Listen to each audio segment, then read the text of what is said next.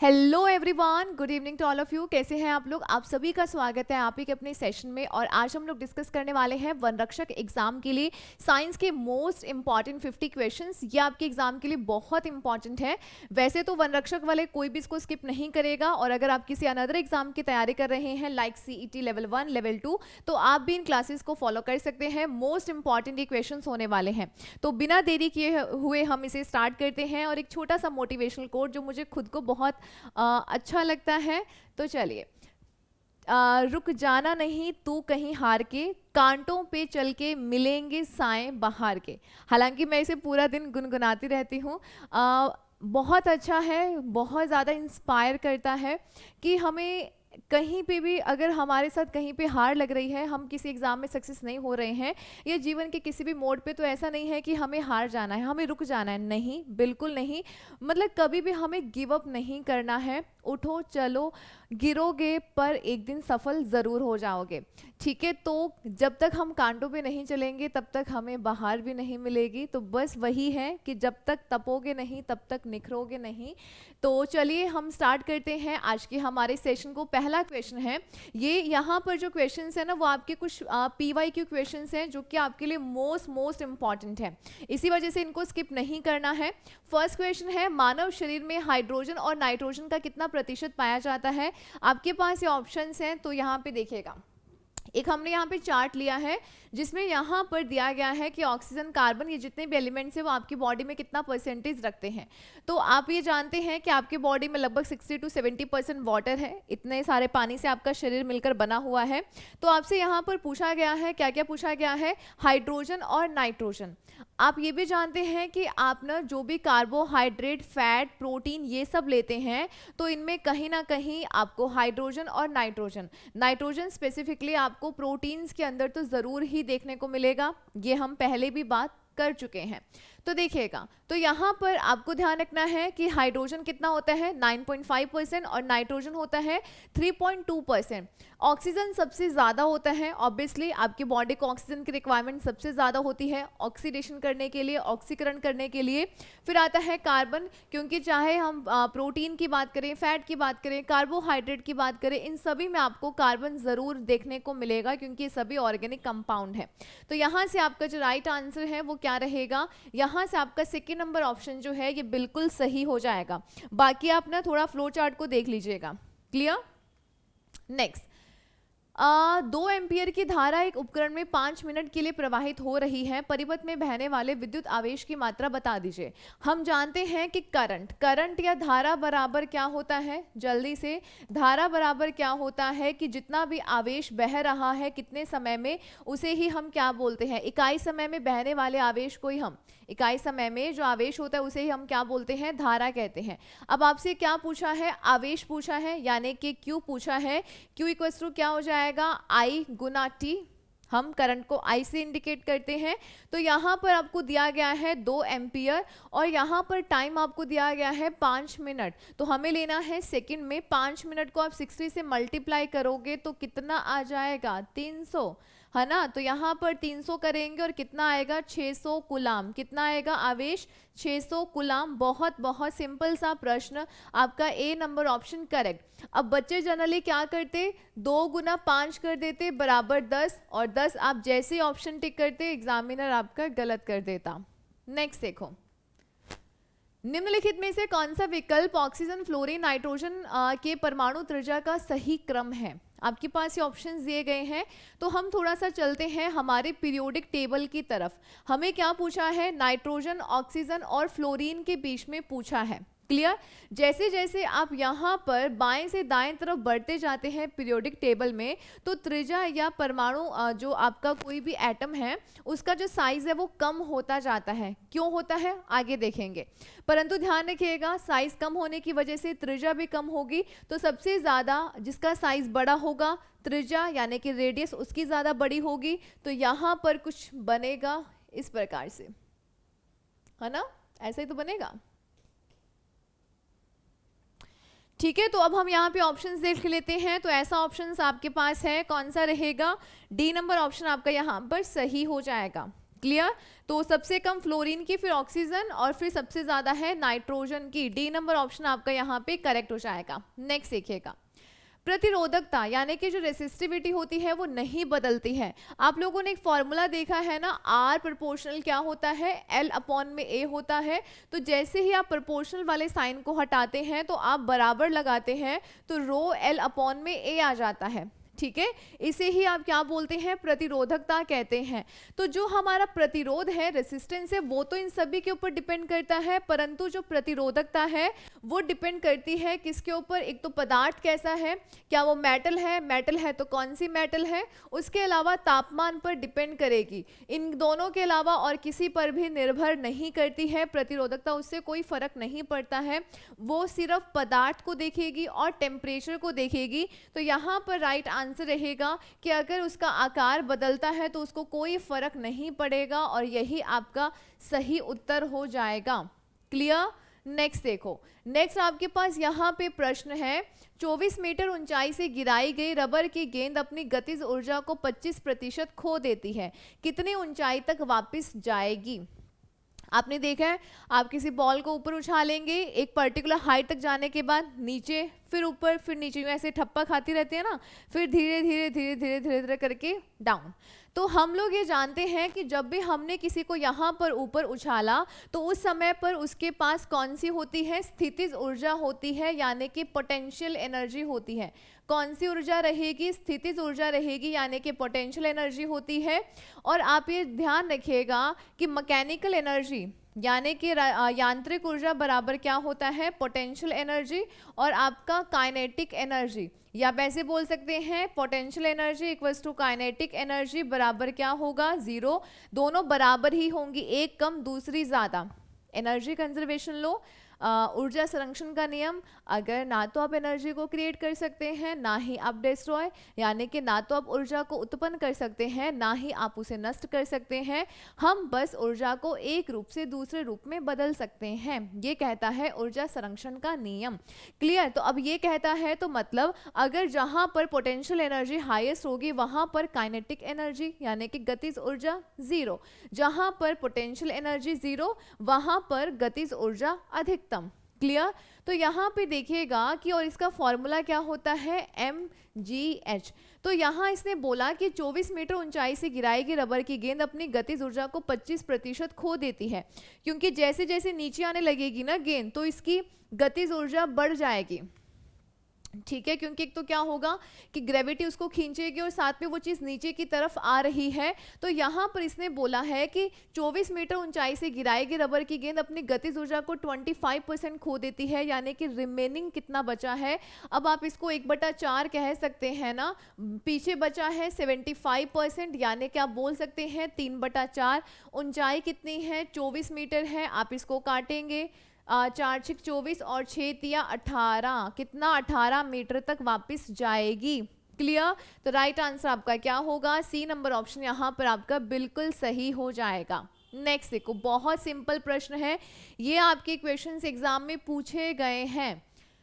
आवृत में बाएं से दाएं जाने पर परमाणु आकार के घटने का कारण, मैंने अभी जैसा आपको बताया ना, जैसे ही आप इस तरफ चलेंगे तो परमाणु का जो आकार है वो घटता जाता है। अगर आकार घटेगा यानी कि त्रिज्या भी घटेगी, जो हमने पहले प्रश्न कर लिया है। तो यहाँ पे देखिएगा, मान लीजिएगा सोडियम या मैग्नीशियम, मैग्नीशियम आता है नंबर 12 पर, और यहाँ पर आप ले लीजिएगा, यहाँ पे क्लोरीन आता है नंबर 17 पर, ठीक है। अब यहाँ पर इसमें इलेक्ट्रॉन की संख्या कितनी है, 12, प्रोटॉन की संख्या कितनी है, 12।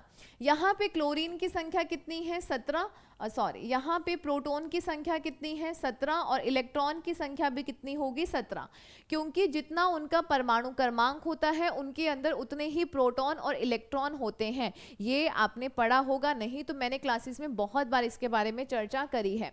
तो ध्यान रखिएगा, अब 12, क्योंकि इलेक्ट्रॉन पे होता है नेगेटिव चार्ज एंड प्रोटॉन पे होता है पॉजिटिव चार्ज, तो ये दोनों एक दूसरे को अट्रैक्ट करते हैं, आकर्षण बल लगा। और यहाँ पर है 17 इलेक्ट्रॉन 17 प्रोटॉन, तो इनके अंदर बीच में ज़्यादा आकर्षण होगा ना, ज़्यादा अट्रैक्शन होगा।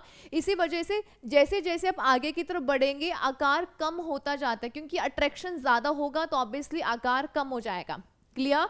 तो यहाँ पे राइट आंसर क्या होगा, नाभिकीय आकर्षण बल में अधिकता होना, इसी की वजह से परमाणु का जो आकार है वो कम हो जाता है। आई होप आपका जो डाउट है या कोई भी क्वेरी है वो शांत हो गई होगी। नेक्स्ट, निम्नलिखित में से किस जानवर में त्वचा श्वसन अंग है? हमारे यहाँ पे बहुत सारे एनिमल्स हैं, कोई मतलब कि जो ट्यूब्स होती हैं उनसे सांस लेता है, कोई त्वचा से सांस लेता है, कोई फेफड़ों से सांस लेता है जैसे कि हम लोग, और कोई ऐसे होता है कि जो गलफड़ों से सांस लेता है, मतलब कि ये उनके रेस्पिरेटरी ऑर्गन है, श्वसन अंग है। आपसे पूछा गया है किस जानवर में त्वचा श्वसन अंग है? तिलचट्टा, मेंढक, शार्क या व्हेल? तो ध्यान रखिएगा, मेंढक जो है वो स्किन के द्वारा, त्वचा के द्वारा सांस लेता है। क्लियर? यहाँ पे एक सीरीज है तो आप यहाँ पे थोड़ा सा देख लीजिएगा कि मैन है, व्हेल है, seal, bat, snake, dog, cow. Seal ये एक मछली ही है, ठीक है? तो ये लेती हैं लंग्स यानी कि फेफड़ों के द्वारा सांस, ठीक है? उसके अलावा जो स्किन से लेता है जैसे कि मेंढक, जैसे कि टोर्स, यहाँ पे सेलमेंडर ये भी एक मछली ही है, अर्थवॉर्म यानी कि केंचुआ, ये भी स्किन से लेता है। गिल्स की बात करेंगे तो फिश है, टेडपोल। मेंढक जब बच्चा होता है तो उसे टेडपोल कहते हैं, फिश मछली। और मड स्कीपर ये भी एक मछली है, तो ये लेती है फेफड़ों के द्वारा सांस। और ब्रीदिंग ट्यूब के द्वारा रिंगलर, ये मतलब कि जो तिलचट्टे वगैरह जो छोटे छोटे से कीट होते हैं, उड़ने पतंगे पतंगे टाइप जो हैं, वो सारे यहाँ पे ट्यूब्स के द्वारा सांस लेते हैं। क्लियर? और यहाँ पे ब्रीदिंग होल्स जो हैं वो आंट और ड्रैगन फ्लाई कुछ इस तरीके से लेते हैं। आपको यहाँ पर मेनली ये चीजें ध्यान रखनी है। क्लियर? जो आपके एग्जाम में अक्सर एग्जाम में पूछी जाती है। नेक्स्ट देखो, गुरुत्वाकर्षण का सिद्धांत किसने दिया था? ग्रेविटी। कोई भी चीज हर दो चीज़ें एक दूसरे को अट्रैक्ट करती हैं, जैसे कि हमें जो है पृथ्वी अपनी ओर आकर्षित करती है क्योंकि हमारे और पृथ्वी के बीच में एक ग्रेविटी लगती है। इसको बताने वाले कौन थे? आइजैक न्यूटन थे। कौन थे? आइजैक न्यूटन थे। सी नंबर ऑप्शन आपका बिल्कुल सही हो जाएगा। नेक्स्ट देखो, निम्न में से विद्युत शक्ति का मात्रक नहीं है। विद्युत शक्ति का आपको बताना है आपने कितने समय में कितना काम किया है, उसे ही आप क्या बोलते हैं? पावर। कि आप कितने समय में कितना सारा काम कर सकते हैं। अगर आप कम समय में ज्यादा काम कर रहे हैं यानी कि आप में पावर बहुत है ना, ऑब्वियसली इसे तो बोलते हैं। तो ये हो गया है। यहाँ पे वर्क का मात्रक होता है जूल, और यहाँ पे एक मिनट, वर्क का यहाँ पे मात्रक होगा जूल, और यहाँ पे इसका होगा समय। तो आपका क्या रहेगा? समय या जूल पर सेकेंड, सॉरी देखो सेकेंड, समय का क्या होता है? सेकेंड। जूल पर सेकेंड होगा, वॉट भी कहते हैं इसे ही, बिल्कुल इसी को ही हम लोग वॉट भी कहते हैं, ये भी होगा। किलोवाट घंटा ये नहीं है, ये आपका यूनिट का है, ठीक है? ये नहीं होगा। और हॉर्स पावर भी होता है। तो कौन सा पूछा है कि नहीं है? तो राइट आंसर आपका रहेगा सी नंबर ऑप्शन आपका यहाँ पर बिल्कुल सही हो जाएगा। नेक्स्ट देखो, यहाँ पे बताना है अनियंत्रित औद्योगिकरण से अम्ल वर्षा होती है, मुख्य रूप से इनमें से किसकी वजह से होती है? अम्ल वर्षा यानी कि एसिडिक रेन, जब पानी के अंदर एसिड की मात्रा बढ़ जाती है, यानी कि जब बारिश हो रही है, अगर आपके एनवायरनमेंट में कुछ ऐसी गैसेज हैं जो एसिड प्रोड्यूस कर रही हैं, एसिड बना रही हैं, और पानी के साथ मिलकर जब धरती पर आता है तो उसे ही हम लोग एसिडिक रेन कहते हैं। तो ध्यान रखिएगा, जो भी हमारी इंडस्ट्रीज में कुछ भी बन रहा है तो यहाँ से जो धुआं निकलता है उसके अंदर आपको जनरली SO2, NO2 कुछ ये आपको यौगिक या जहरीली गैसें मिलती हैं। तो ये जब यहाँ पर ऑक्सीजन के साथ रिएक्शन करती हैं तो ये SO3 बना देती हैं, और यही जब पानी के साथ रिएक्शन करता है, आपके जो यहाँ पर पानी रहेगा बादलों में, जैसे ही रिएक्शन करेगा तो H2SO4 बनाएगा, और ये क्या है? सल्फ्यूरिक एसिड है। तो ध्यान आपको ये रखना है कि सल्फ्यूरिक एसिड बनेगा, नाइट्रिक एसिड बनता है, और किनसे बनता है? नाइट्रोजन और सल्फर डाइऑक्साइड से बनेगा। बी नंबर ऑप्शन आपका बिल्कुल सही हो जाएगा। इसी वजह से तो ताजमहल का जो आगरा का जो ताजमहल है उसका जो रंग है वो येलो हो रहा है, क्योंकि इंडस्ट्रीज बहुत ज़्यादा है। तो जब एसिडिक रेन होती है तो उसने मार्बल को येलो कर दिया है। तो इमारतों को बहुत नुकसान होता है। आपका जो pH वैल्यू है, ये जो एसिडिक रेन है वो जानवरों पे, पेड़ पौधों पे बहुत बुरा इफेक्ट डालती है, ठीक है? उनका pH बिगाड़ देती है। नेक्स्ट देखो, protein deficiency is a factor of, protein की अल्पता कारक क्या है? आपको एक डिजीज बतानी है जो प्रोटीन की कमी से होती है। ऑप्शन है कैरोटो एनीमिया, सेकेंड है क्वार्शरकोर, थर्ड है स्कर्वी एंड फोर्थ है रिकेट्स। तो ध्यान रखिएगा यहाँ पे क्वार्शरकोर जो है ये प्रोटीन की कमी से होता है। एंड एक और डिजीज है जिसका नाम है मरासमस, जिसका नाम क्या है, मरासमस, ऐसा ही कुछ होगा, ठीक है। स्कर्वी जो है ये विटामिन सी की कमी से होता है।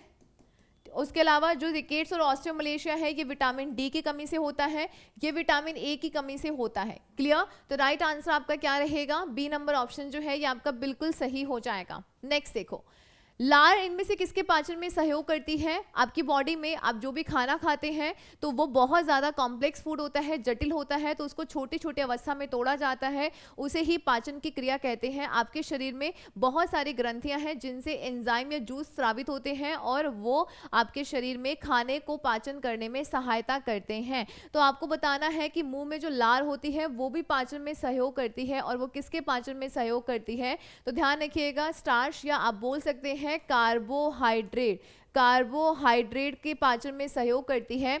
सबसे पहले आपके मुंह में जो पाचन होता है वो कार्बोहाइड्रेट का होता है, बाकी प्रोटीन फैट वो एज इट इज ही रहते हैं। कौन करता है? एक तो है टाइलिन, एक तो नहीं, आज क्या, एक मिनट रुकिए,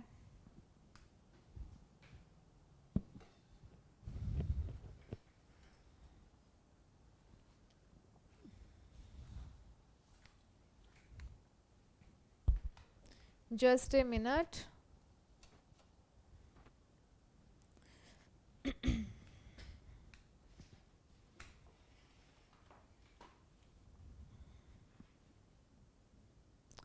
यस, एक मिनट रुक जाओ, ये ना अड़ रहा है, मतलब इसको कुछ भी टच करेगा तो ये लिखने लग जाता है। देखो, तो यहाँ पे कार्बोहाइड्रेट है। लार में वैसे तो दो एंजाइम्स होते हैं, एक तो होता है लाइसोजाइम जो कि हार्मफुल बैक्टीरिया को किल करेगा, यानी कि कोई भी हानिकारक जीवाणु अगर आपके खाने के साथ मुंह में आ रहा है तो उसको खत्म करने का काम करता है। दूसरा होता है टाइलिन, ये जो टाइलिन है ना यही कार्बोहाइड्रेट का पाचन करता है, जिसे लारिये एमाइलेज भी कहते हैं, स्लाइवरी एमाइलेज भी कहते हैं। क्लियर? बहुत अच्छे से आपको ये ध्यान रखना है। नेक्स्ट देखो, प्रत्येक क्रिया के सदैव विपरीत और समान प्रतिक्रिया होती है, इस कथन को क्या कहते हैं? न्यूटन का प्रथम नियम, न्यूटन का द्वितीय नियम, न्यूटन का तृतीय नियम, या इनमें से कोई नहीं। हम लोग ये जानते हैं, अगर आप किसी पे फोर्स लगाते हैं, आपने देखा ना, आप दीवार पे अगर बहुत ज़्यादा ऐसे फोर्स लगाओगे तो आपके जो पाँव हैं उनके ऊपर, वो भी पीछे आपकी बॉडी के ऊपर भी फोर्स लगता है, सामने से करके देखना, पता चलेगा। आपको ध्यान रखना है, क्योंकि न्यूटन भाई साहब ने कहा था कि अगर कहीं पर भी फोर्स लगेगा तो उतना ही फोर्स उसके विपरीत दिशा में भी लगता है। फॉर एग्जाम्पल, जैसे कि हम लोग नाव चलाते हैं ना, तो नाव से चप्पू से पानी को यूं पीछे किया जाता है, और पानी जो है फिर वो बोट पे प्रेशर डालता है, बोट पे बल लगाता है, जिसकी वजह से नाव जो है वो आगे जाती है। ऐसे ही स्विमिंग, ठीक है, आप अपनी बॉडी से पानी को हटाते हैं, पानी आपके ऊपर बल लगाता है जिससे आप तैर पाते हैं। तो ये सब न्यूटन के तृतीय नियम की वजह से ही है। सी नंबर ऑप्शन आपका सही हो जाएगा। तो ये हमेशा बल की दिशा को बताता है। द्वितीय नियम जो है ये बल का परिमाण बताता है कि कितना बल लगेगा, यानी कि 5 न्यूटन, 10 न्यूटन, इतना। उसके अलावा जो प्रथम नियम है ये परिभाषा को बताता है, बल की डेफिनेशन को बताता है। ओके, नेक्स्ट देखो, नेक्स्ट आपके पास क्वेश्चन है, which of the following is correct according to the law of reflection light. आपको बताना है प्रकाश के परावर्तन के नियम के अनुसार निम्न में से कौन सा स्टेटमेंट यहाँ पे करेक्ट है। प्रकाश का परावर्तन, आप लोग जानते हैं ना कि परावर्तन क्या होता है, रिफ्लेक्शन क्या है। अब परावर्तन का एक आपको बहुत अच्छे से ध्यान रखना है कि कोई भी मिरर ले लीजिए, प्रकाश की जो किरण आती है वो उसी माध्यम में वापस लौट जाती है, जिस माध्यम में आती है उसी माध्यम में लौट जाती है, इसे ही बोला जाता है प्रकाश का परावर्तन। यहाँ पर माध्यम परिवर्तित नहीं होता है। क्लियर? बट यहाँ ध्यान रखिएगा, मान लीजिएगा हमने यहाँ पर अभिलंब बना दिया, तो जैसे ही प्रकाश की किरण आती है तो वो अभिलंब के साथ जो कोण बनाती है, मान लो कोण आई, और जैसे ही यहाँ से परावर्तित होगी तो यहाँ पर जो कोण बनेगा, कोण आर, इन दोनों की वैल्यू समान होती है। कोण आई बराबर क्या होता है, कोण आर होता है, और ये किस में होता है, ये परावर्तन में होता है। इसी की वजह से आप देख पाते हैं, इसी की वजह से ही कोई सरफेस कितना चमकीला है, कितना खुरदरा है, इसके बारे में आपको पता चलता है।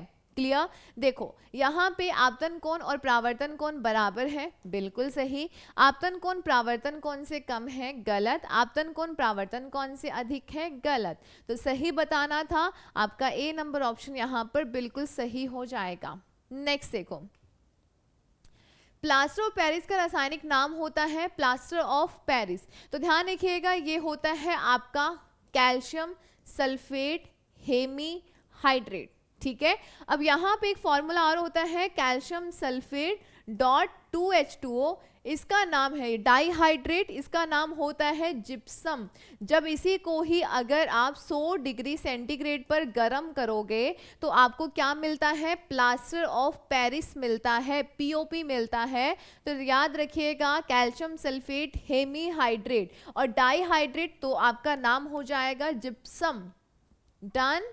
नेक्स्ट देखो, अगर सेशन अच्छा लगता है तो लाइक, दोस्तों के साथ शेयर, और पहली बार आ रहे हैं तो चैनल को सब्सक्राइब। इसकी जो PDF है वो आपको हमारे Telegram channel Divya Chandani ma'am पर मिल जाएगी, तो आप उसे ज्वाइन कर सकते हैं। नेक्स्ट देखो, धातु का वो कौन सा गुण है जिसे पतली शीट बदल सकते हैं। मेटल्स, मेटल्स की ना बहुत सारी प्रॉपर्टीज होती हैं, जो धातुएं होती हैं उनके बहुत सारे गुण होते हैं। आप उनकी तारे बना सकते हैं, आप उनकी शीट बना सकते हैं, यानी कि चदरें। आपने देखा है ना शेड वगैरह बनाए जाते हैं, तो वो क्या है, वो धातु की ही तो चदरें बनाई जाती हैं। तो पूछा गया है कि जो पतली शीट में कन्वर्ट करती है उसे बोला जाता है मैलिएबिलिटी, यानी कि अघात वर्धनीयता, यानी कि उसको पीटा जाता है, बार बार उसके ऊपर घात दी जाती है और इसी से वो शीट में कन्वर्ट हो जाता है। और इससे लचीलापन या डक्टिलिटी से क्या बनाते हैं, जब उसको तार में बदला जाता है, तार में बदलने के गुण को कहते हैं। क्लियर। तो राइट आंसर आपका क्या होगा, राइट आंसर आपका होगा बी नंबर ऑप्शन।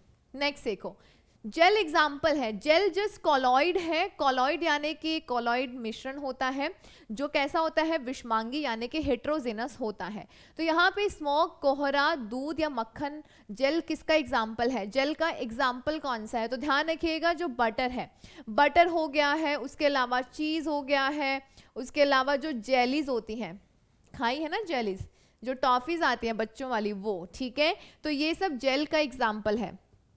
यहाँ पे थोड़ा सा याद रख लीजिएगा, जेल जो है ये लिक्विड और सॉलिड, जब आप दोनों को मिलाएंगे तो क्या बनता है, जेल बनता है, यानी कि चीज़, बटर, जेलीज इसका एग्जाम्पल है। बाकी आप थोड़ा सा याद कर लीजिएगा कि स्मोक वगैरह जो है वो किसका एग्जाम्पल है, काफ़ी इंपॉर्टेंट है, एग्जाम में पूछा जाता है। नेक्स्ट देखो, ठीक है। नेक्स्ट देखो, जिंक को तनु सल्फ्यूरिक एसिड में डालने से गैस उत्पन्न होती है। जिंक यानी कि जिंक आपसे पूछा है, जिंक है, आप इसको तनु सल्फ्यूरिक एसिड में डालते हैं, यानी कि डाइल्यूट अगर आप इसको H2SO4 में डालते हैं तो एक गैस बनती है, और इस गैस में उपस्थित तत्व किस यौगिक में भी उपस्थित है। देखिएगा, आपको ध्यान रखना है, जब भी हमेशा जब भी आप किसी धातु की क्रिया एसिड के साथ करवाते हैं, जब भी आप किसी धातु की क्रिया अम्ल के साथ करवाते हैं, तो यहाँ पर हमेशा हाइड्रोजन गैस रिलीज होती है, हमेशा हमेशा हमेशा हाइड्रोजन गैस रिलीज होती है, हाइड्रोजन गैस उत्पन्न होती है।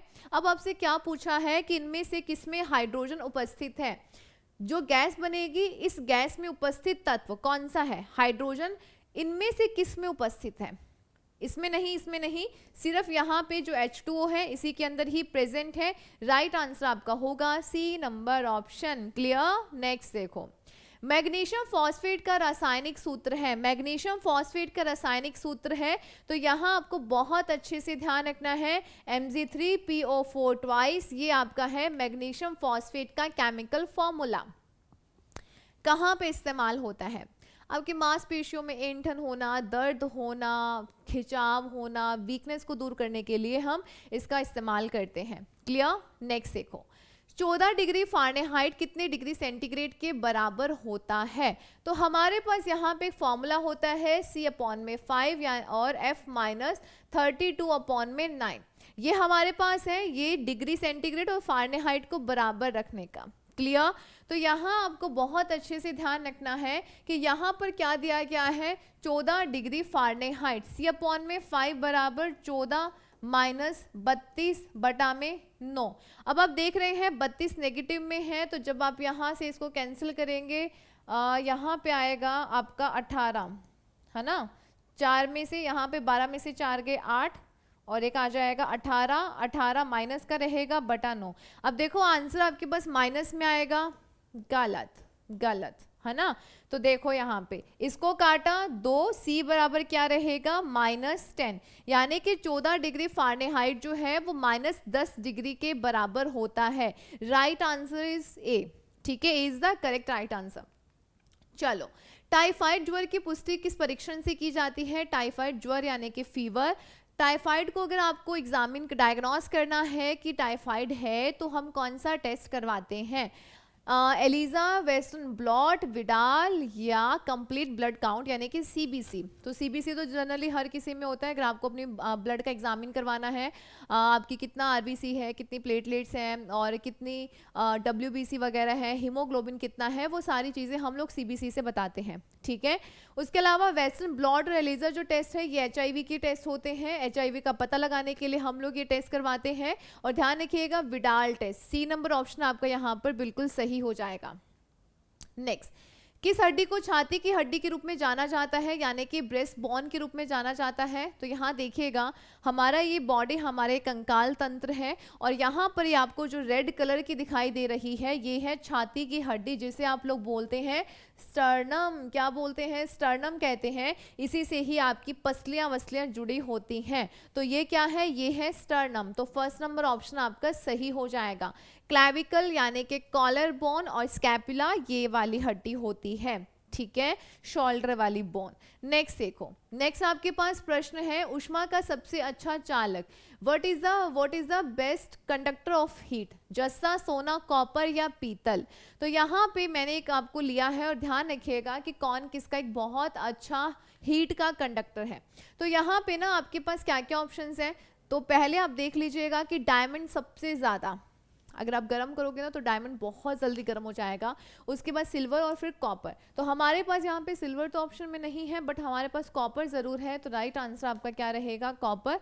तो ये कुछ जो है ये ध्यान रख लीजिएगा। कॉपर के बाद नंबर आता है गोल्ड का, फिर एल्यूमिनियम, फिर आयरन, फिर ग्लास, ठीक है।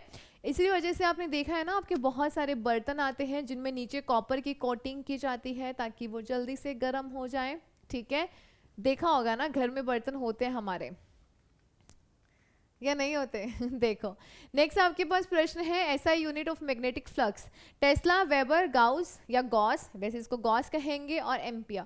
तो ध्यान रखिएगा इसका जो राइट आंसर है वो है वेबर। वेबर जो है ये इसका चुंबकीय फ्लक्स का मात्रक है। टेस्ला चुंबकीय क्षेत्र की यूनिट है, ठीक है, और ये डेंसिटी। चलिए, एम्पियर आप जानते हैं, करंट। नेक्स्ट देखो, एंजाइम है। एंजाइम क्या है? एंजाइम वो है जो आपकी बॉडी के अंदर आपके खाने को डाइजेस्ट करने में हेल्प करते हैं।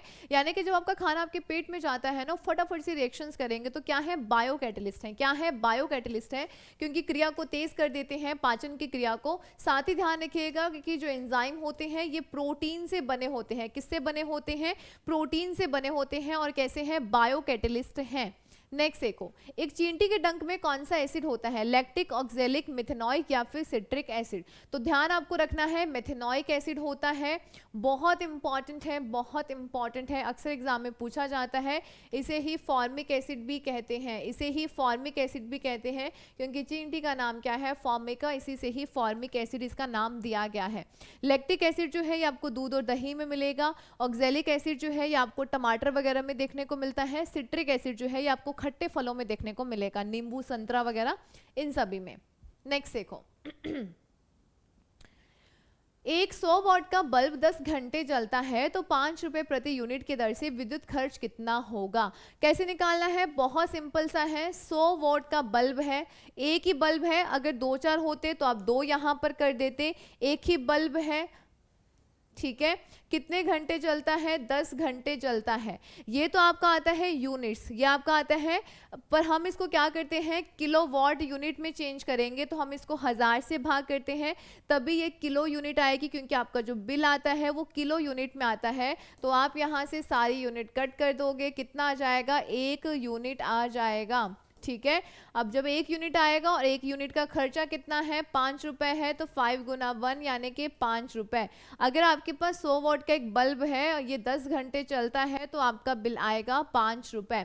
अगर पूछा जाए कि महीने का कितना आएगा तो 5 गुना 30 कर दो यानी कि 150 रुपए।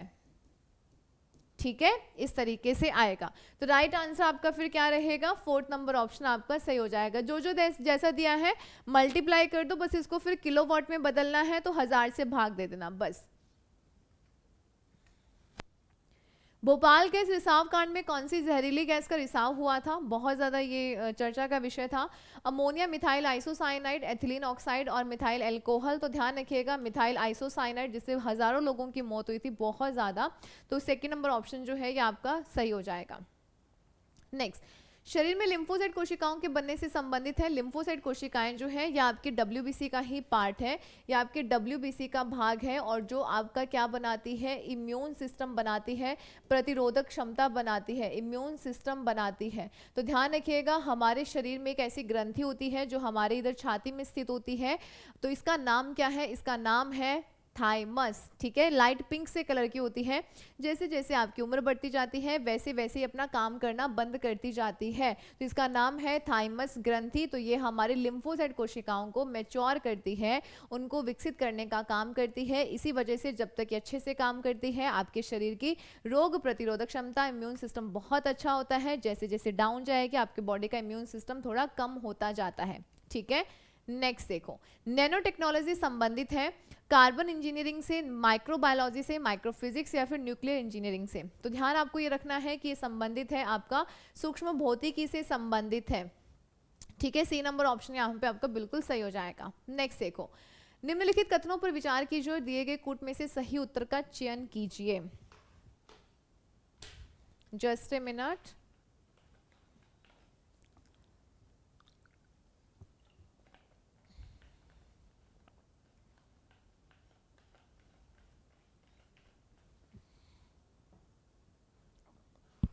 हाँ जी, कैल्शियम सल्फेट की उपस्थिति में, कैल्शियम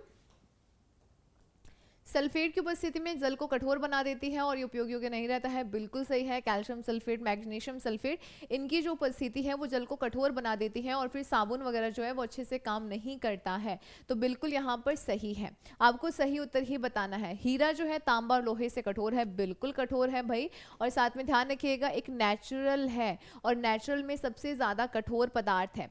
वायु का मुख्य घटक ऑक्सीजन है, काहे भाई, नाइट्रोजन है। हम जानते हैं ना नाइट्रोजन सबसे ज़्यादा है, फिर आपका ऑक्सीजन है, फिर आपका CO2 वगैरह जो अनदर गैसेस हैं वो है। नाइट्रोजन वनस्पति घी के निर्माण में प्रयुक्त होता है, कब से, नहीं। ठीक है, कौन होता है, हाइड्रोजन गैस होती है। तो आपका जो 3 और 4 है वो गलत है, पहला और दूसरा जो है ये सही है, आपसे सही ही पूछा गया था। क्लियर, नेक्स्ट देखो, फाइकोलॉजी में किसका अध्ययन किया जाता है। यहाँ पे 2 टर्म्स आती हैं, एक तो आता है माइकोलॉजी, ठीक है, और दूसरा आपका आता है फाइकोलॉजी। ये दोनों बहुत ज़्यादा कंफ्यूज करती हैं, तो ध्यान रखिएगा माइकोलॉजी जो है ये तो आपका रहेगा फंगस, ठीक है, और फाइकोलॉजी जो है ये आपका शैवाल। ठीक है, तो ध्यान रखिएगा शैवाल की स्टडी को हम क्या बोलते हैं, फाइकोलॉजी कहते हैं। बी नंबर ऑप्शन यहाँ पे आपका बिल्कुल सही हो जाएगा। नेक्स्ट देखो, ऑक्सीकरण और अपचयन के विषय में दिए गए कथनों में से कौन सा स्टेटमेंट यहाँ पे सही है। ऑक्सीडेशन और रिडक्शन, तो बहुत अच्छे से यहाँ पे आपको ध्यान रखना है। अगर आपने मेरी पहले कभी कोई क्लास लगाई होगी तो मैंने बहुत अच्छे से समझाया हुआ है ऑक्सीडेशन, ठीक है, और इधर क्या होता है, रिडक्शन। देखिएगा यहाँ पर क्या आता है, एक्स, एक्स से आपको याद रखना है एग्जिट, और इधर आपका आता है ई, इनसे याद रखना है एंटर। तो यहाँ पे इलेक्ट्रॉन जो है ये बाहर निकलते हैं, ठीक है, यहाँ पर जो इलेक्ट्रॉन है ये गेन होते हैं यानी कि अंदर आते हैं। तो आपको ध्यान रखना है कि ऑक्सीकरण में इलेक्ट्रॉन त्यागे जाते हैं और रिडक्शन में इलेक्ट्रॉन ग्रहण किए जाते हैं। ऑक्सीकरण में इलेक्ट्रॉन त्यागे जाते हैं जबकि रिडक्शन में इलेक्ट्रॉन ग्रहण किए जाते हैं। तो आपका राइट आंसर जो है वो क्या रहेगा, ए नंबर ऑप्शन सही हो जाएगा। बस आपको रटने की आवश्यकता नहीं है, बस आपको ऑक्सीकरण और रिडक्शन से ही क्या करना है, बस इसी से ही, इस नाम से ही आप ये इसको बहुत अच्छे से कर पाएंगे। क्लियर, नेक्स्ट देखो, निम्नलिखित में से किस रोग को एंटीबायोटिक के द्वारा ठीक नहीं किया जा सकता है? कुष्ठ, टिटनेस, खसरा या फिर हैजा। किस रोग को एंटीबायोटिक्स के द्वारा ठीक नहीं किया जा सकता है? अब आपको ध्यान रखना है, एंटीबायोटिक्स के द्वारा सिर्फ बैक्टीरिया से अगर कोई भी डिजीज होती है या जीवाणु से कोई भी बीमारी होती है, उसे ही सिर्फ आप एंटीबायोटिक्स के द्वारा ठीक कर सकते हैं। क्लियर। अब यहाँ पे पूछा गया है कुछ टिटनेस, खसरा, हैजा, तो ध्यान रखिएगा जो मीजल्स है ना, ये है आपकी कैसी बीमारी है? ये है वायरस के द्वारा होती है, विषाणु के द्वारा होती है। इसी वजह से इसके लिए आपको एक एंटीवायरल दवाई की ज़रूरत होगी, ना कि एंटीबायोटिक की। तो सी नंबर ऑप्शन आपका यहाँ पे सही हो जाएगा। कुष्ठ, टिटनेस, हैजा ये सभी आपके जीवाणु से होने वाले रोग हैं। ठीक है, नेक्स्ट देखो। निम्नलिखित में से किस वर्णक के कारण व्यक्ति की आंखों का रंग भूरा, नीला या काली दिखाई देती है? तो ये जो आपके आइस के कलर है ना, ब्राउन, ब्लैक या कुछ ऐसे दिखाई देती हैं, ये होता है आइरिस की वजह से। और ये क्वेश्चन आपके एग्जाम में पूछा भी गया था। सी नंबर ऑप्शन सही हो जाएगा। इसे ही हिंदी में परितारिका भी कहते हैं। ये जो कॉर्निया होता है ना, इसी से ही लाइट एंटर करती है, इसे ही हम बोलते हैं विंडो भी कहते हैं। और जब भी आंख का ऑपरेशन होता है या ट्रांसप्लांट होता है तो सिर्फ इसी को ही ट्रांसप्लांट किया जाता है, इसके अंदर कोई भी ब्लड वेसल नहीं होती है। ठीक है, नेक्स्ट देखो। मादा में निषेचन कहाँ पे होता है, फर्टिलाइजेशन कहाँ पे होता है? तो बहुत अच्छे से ध्यान रखिएगा, ओविडक्ट या फिर जो फेलोपियन ट्यूब होती है, जो फेलोपियन ट्यूब होती है उसी के अंदर ही क्या होता है, फर्टिलाइजेशन का प्रोसीजर होता है। नॉट यूट्रस, गर्भाशय में नहीं होगा, अंडाशय में नहीं होगा, यानी कि ओवेरी में नहीं होगा। ओवेरी से जब अंडा फेलोपियन ट्यूब में आ जाता है, यानी कि फेलोपियन नलिका में आ जाता है, तो वहीं पर ही निषेचन होगा। नेक्स्ट देखो, इनमें से कौन सा यूनिवर्सल एक्सेप्टर है जो सबसे ले ले, जिसको कोई दिक्कत नहीं हो? वैसे तो हम जानते हैं कि ए बी होता है। ठीक है, जैसे ही आरएच फैक्टर का पता चला तो हमें ये पता चला कि जो खून है वो नेगेटिव और पॉजिटिव भी होते हैं। आरएच नेगेटिव का मतलब होता है कि इसके अंदर कोई भी एंटीजन नहीं होगा, कोई भी एंटीजन नहीं होगा। आरएच पॉजिटिव का मतलब होता है कि इसके अंदर ना कौन सा एंटीजन होगा, डी एंटीजन होगा। ठीक है, और जब हम लोग ए बी की बात करते हैं तो उसके में अंदर क्या होता है, ए और बी एंटीजन होता है। ए बी पॉजिटिव की बात करेंगे तो उसके अंदर ए बी और डी ये तीनों एंटीजन होते हैं। तो जिसमें सारे एंटीजन होते हैं वही, तो ध्यान रखिएगा ए बी पॉजिटिव जो है ये है यूनिवर्सल एक्सेप्टर। अगर आपसे पूछा जाए कि यूनिवर्सल डोनर, ये आपका क्वेश्चन है, यूनिवर्सल डोनर बता दीजिएगा कि कौन है। ओ पॉजिटिव या ओ नेगेटिव, बहुत सिंपल कर दिया प्रश्न को। इनमें से अपना आंसर देना है कि यूनिवर्सल डोनर कौन होता है, यानी कि जो सबको दे सके।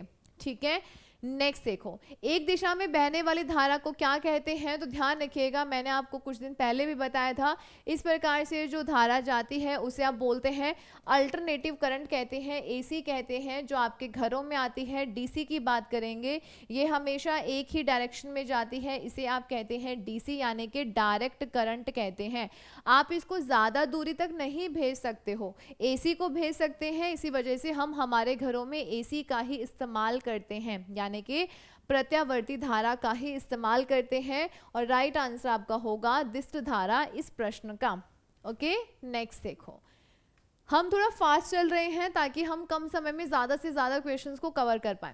यहाँ पे आपका एक प्रश्न है, आपको कॉलम 1 कॉलम 2 दिया गया है, ये मोस्ट इंपॉर्टेंट है। ये आपके आरएस में पूछा गया था, आरएस 2018 का ये प्रश्न है, मोस्ट इंपॉर्टेंट है। और ये मैंने जब आपको टॉपिक करवाया था तब भी मैंने आपको बार बार बोला था कि यहाँ से ना प्रश्न आता ही आता है। ठीक है, देखो, ग्रेप शुगर जो है ग्लूकोज का ही अनदर नेम है ग्रेप शुगर। फल जो है यहाँ पे फ्रूट शुगर जो है फ्रक्टोज को कहते हैं। और उसके अलावा जो लैक्टोज शुगर है ये आपको दूध में मिलेगी, चीनी सुक्रोज है, और स्टीविया जो है ये आपका नेचुरल स्वीटनर है या नेचुरल आपका जो शुगर होती है तो उसे क्या है, ये स्टीविया है, जो आपके जो मीठी तुलसी भी इसको कई नाम से पुकारते हैं। ठीक है, तो यहाँ पे क्या हुआ, ए का फोर्थ। ठीक है, सी नंबर ऑप्शन यहाँ पे आपका बिल्कुल सही हो जाएगा। ठीक है, नेक्स्ट देखो, पोलियो का पहला प्रभावशाली टीका जो है वो किसने तैयार किया था? James Pinson, Jonas E Salk, John Hashman और नुन्नी जॉय। तो ध्यान रखिएगा, इसका राइट आंसर रहेगा साग। ये साल्क है, ठीक है। जोनास साल्क जो है, इन्होंने सबसे पहले इंजेक्शन बनाया था। उसके बाद में जो साबिन है, साबिन में ड्रॉप्स बनाई थी, अल्बर्ट साबिन। अल्बर्ट जो साबिन है, इन्होंने क्या बनाया था, ओरल पोलियो वैक्सीन, जो आपके ड्रॉप्स की फॉर्म में आप लेते हो ना, 2 बूंद जिंदगी की, वो बनाई थी साबिन ने। सबसे पहले जो इंजेक्शन है वो बनाया था साल्क ने बनाया था, ठीक है। नेक्स्ट देखो, लिटमस निम्न में से किससे मिलता है, शैवाल, लाइकेन, कवक या विषाणु। लिटमस, लिटमस का इस्तेमाल कहाँ पे होता है, अम्ल या क्षार का पता लगाने के लिए। कोई भी सॉल्यूशन या कोई भी चीज़ एसिडिक है या बेसिक है, यानी कि अम्लीय प्रकृति की है या क्षारीय प्रकृति की है, इसका पता लगाने के लिए हम लोग किसका इस्तेमाल करते हैं, हम लोग लिटमस पेपर का इस्तेमाल करते हैं। किससे प्राप्त होता है, तो ध्यान रखिएगा लाइकेन से प्राप्त होता है। बी नंबर ऑप्शन यहाँ पर बिल्कुल बिल्कुल सही हो जाएगा। नेक्स्ट देखो, नेक्स्ट प्रश्न है, निम्नलिखित में से कौन सा तत्व बड़ी संख्या में ऑटोमोबाइल वाले शहर की हवा को प्रदूषित करता है, कैडमियम, लेड, क्रोमियम या निकल। वैसे तो क्रोमियम वगैरह भी हार्मफुल है, परंतु ध्यान रखिएगा ऑटोमोबाइल पूछा है, यानी कि जहां पे ट्रैफिक के द्वारा बहुत ज्यादा पॉल्यूशन होता है। राइट आंसर होगा आपका सेकेंड नंबर ऑप्शन लेड, क्योंकि लेड जो है पेट्रोल वगैरह में होता है। इसी वजह से जैसे जैसे पेट्रोल जलेगा तो लेड वहां से निष्कासित होगा, बाहर निकलेगा और एयर को पॉल्यूट करेगा। तो सेकेंड नंबर ऑप्शन आपका यहाँ पर बिल्कुल सही हो जाएगा। बुलेट प्रूफ जैकेट बनाने के लिए इनमें से कौन से पॉलीमर की सामग्री का हम इस्तेमाल करते हैं, बुलेट प्रूफ जैकेट्स। देखा ना, फौजी वगैरह के पास बुलेट प्रूफ जैकेट्स होती हैं जिससे उनको गोली नहीं लगती है, यानी कि काफी स्ट्रॉन्ग मटेरियल होता है। नायलॉन, 6 रेयॉन, कैवलर या डेक्रॉन। तो नायलॉन है, रेयॉन है, डेक्रॉन है, ये सब तो एक आपके फाइबर की तरह इस्तेमाल होते हैं।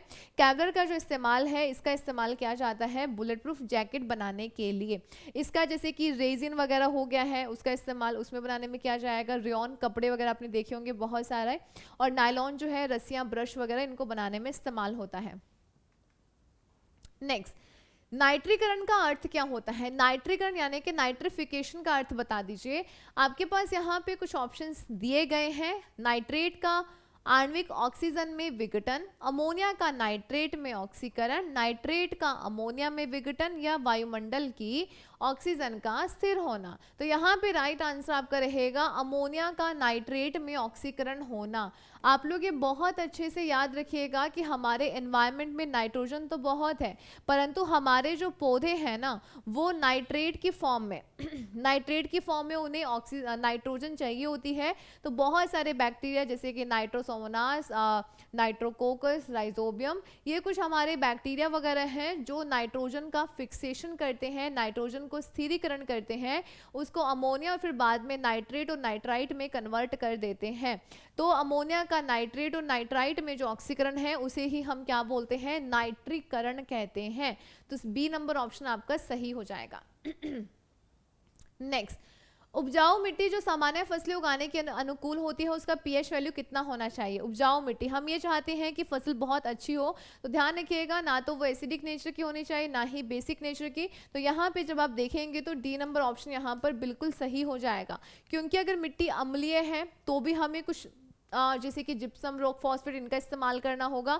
बेसिक नेचर की है तो भी, तो कहीं ना कहीं हमें क्या चाहिए, न्यूट्रल चाहिए, ताकि हमारी फसल बहुत अच्छे से हो पाए।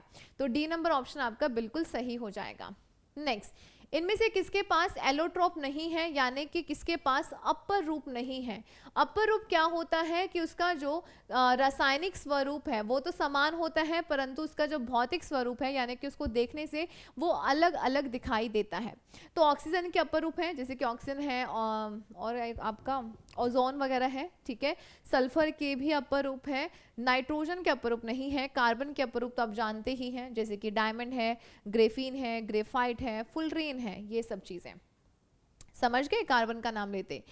विद्युत चुंबकीय प्रेरण की घटना की खोज किसने करी थी, माइकल फैराडे और Joseph Henry, Albert Einstein, Isaac Newton या गैलीलियो गैलीली। तो ध्यान रखिएगा माइकल फैराडे ने के द्वारा ही इलेक्ट्रोमैग्नेटिक इंडक्शन की घटना की खोज की गई थी, जिससे करंट प्रोड्यूस होता है। तो राइट आंसर आपका रहेगा ए नंबर ऑप्शन। नेक्स्ट देखो, निम्नलिखित में से कौन सा परमाणु रिएक्टर में मॉडरेटर के रूप में इस्तेमाल किया जाता है, न्यूक्लियर, जो भी रिएक्शंस होती हैं वो बहुत फास्ट होती हैं, उसमें हम पहले न्यूट्रॉन को डालते हैं और वो न्यूट्रॉन इतना एक्टिव हो जाता है कि बार बार रिएक्शन करता है, जिससे बहुत सारी एनर्जी रिलीज होती है। तो हमें ये चाहिए कि हम उसको थोड़ा सा धीमा कर दें, मंद कर दें उस रिएक्शन को। अगर नहीं करेंगे तो वही अनियंत्रित होते होते किस में बदल जाएगा, परमाणु बम में बदल जाएगा। तो हमें चाहिए कि हम उसको कंट्रोल कर लें। तो कंट्रोल करने के लिए हम लोग ग्रेफाइट की छड़ों का इस्तेमाल करते हैं, हम ग्रेफाइट का भी इस्तेमाल करते हैं, हम बोरोन की छड़ का भी इस्तेमाल करते हैं और हम हैवी वाटर का भी इस्तेमाल करते हैं, यानी कि भारी पानी का भी इस्तेमाल करते हैं, जिसे D2O कहा जाता है। ठीक है, तो ये क्या करते हैं, न्यूट्रॉन की गति को धीमा कर देते हैं, उस रिएक्शन को मंद कर देंगे, धीमा कर देंगे। नेक्स्ट, इनमें से कौन सा कथन सही नहीं है? हाइड्रोजन एक तत्व है, सही। हाइड्रोजन उच्चतम तत्व है, सही। हाइड्रोजन का कोई समस्थानिक नहीं होता है, ये गलत है। हाइड्रोजन और ऑक्सीजन एक विस्फोटक मिश्रण बनाते हैं, बिल्कुल सही। हाइड्रोजन एक फ्यूल है और ऑक्सीजन उसको जलाने का काम करेगा, तो ऑब्वियसली जब वो जलेगा तो विस्फोट करेगा। परंतु ध्यान रखिएगा, कोई समस्थानिक नहीं है, बिल्कुल है भाई। 1s1 protium, 1s2 deuterium, 1s3 tritium, तीनों ही हैं। तो राइट आंसर आपका रहेगा सी नंबर ऑप्शन, आपसे सही नहीं है, यानी कि गलत पूछा था। आज का हमारा लास्ट क्वेश्चन है, इनमें से कौन ध्वनि के वेग पर प्रभाव नहीं डालता है? दाब, ताप, आर्द्रता या फिर घनत्व? ध्वनि की स्पीड। तो दाब आपको ध्यान रखना है, ये दबाव ये इफेक्ट नहीं डालेगा। प्रेशर, जैसे जैसे प्रेशर बढ़ता है ध्वनि की जो स्पीड है वो बढ़ जाती है। घनत्व, आर्द्रता ये भी प्रभाव डालते हैं स्पीड पर, परंतु ध्यान आपको ये रखना है कि प्रेशर का कोई भी प्रभाव नहीं पड़ेगा। प्रेशर से ध्वनि की स्पीड ना तो बढ़ेगी ना ही घटेगी। तो ये हमारे टॉप 50 क्वेश्चन से जो काफ़ी ज़्यादा इंपॉर्टेंट है। अगर आपको अच्छे लगे हैं तो आप अपना कमेंट सेक्शन में फीडबैक ज़रूर दीजिएगा। वैसे आपके सभी एग्जाम्स के लिए इंपॉर्टेंट है, PDF आपको टेलीग्राम पर मिल जाएगी। मिलते हैं नेक्स्ट सेशन में, टेक केयर, बाय बाय।